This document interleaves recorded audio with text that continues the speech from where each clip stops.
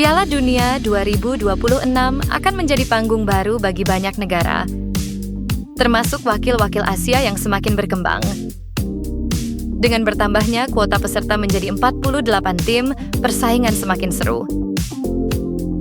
Dan yang lebih menarik lagi, Indonesia masih punya peluang untuk lolos ke turnamen sepak bola terbesar di dunia. Saat ini, persaingan di babak kualifikasi semakin sengit. Tim-tim seperti Jepang, Iran, dan Korea Selatan berada di jalur yang tepat untuk mengamankan tiket ke Amerika Serikat, Kanada, dan Meksiko. Tapi bagaimana dengan Indonesia? Apakah Garuda bisa mencetak sejarah? Mari kita bahas. Tapi jangan lupa subscribe agar tidak ketinggalan konten terbaru dari Bola Date. Kita mulai dari Jepang. Tim Samurai Biru kini berada di puncak klasemen Grup A dengan 16 poin. Jika mereka menang melawan Bahrain, Jepang akan menjadi negara pertama yang lolos ke Piala Dunia 2026 setelah tuan rumah. Pelatih Hajime Moriyasu telah memanggil para pemain terbaiknya. Takefusa Kubo, Kaoru Mitoma, hingga Takumi Minamino siap membawa Jepang melangkah lebih jauh. Gelandang Ao Tanaka menegaskan, "Kami ditakdirkan untuk menang di setiap pertandingan." Lalu ada Iran. Tim yang selalu menjadi langganan Piala Dunia ini tampil dominan di Grup A. Dengan 16 poin dari 6 pertandingan, mereka hampir pasti lolos. Iran memiliki keseimbangan sempurna antara pertahanan yang solid dan serangan yang efektif.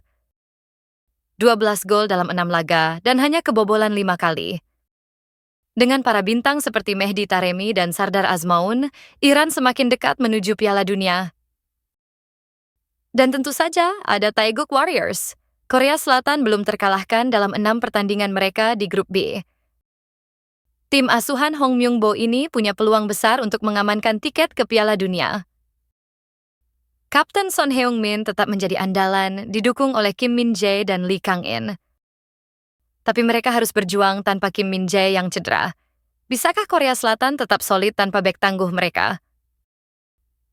Dan inilah kejutan besar. Timnas Indonesia yang dianggap underdog justru tampil mengguncang Asia.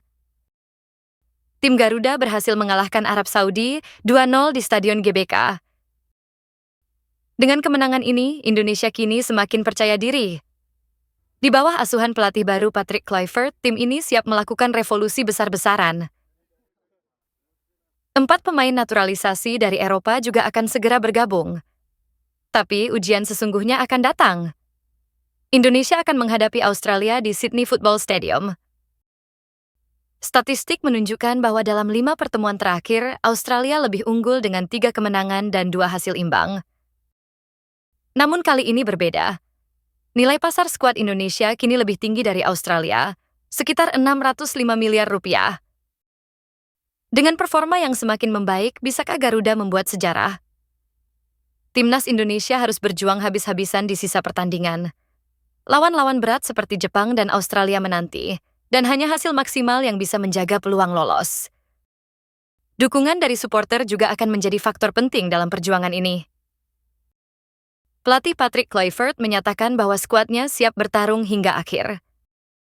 Sementara itu, para pemain seperti Tom Hay, Mes Hilgers, dan Jai Idzes menegaskan bahwa mereka akan memberikan segalanya demi membawa Indonesia ke Piala Dunia untuk pertama kalinya dalam sejarah.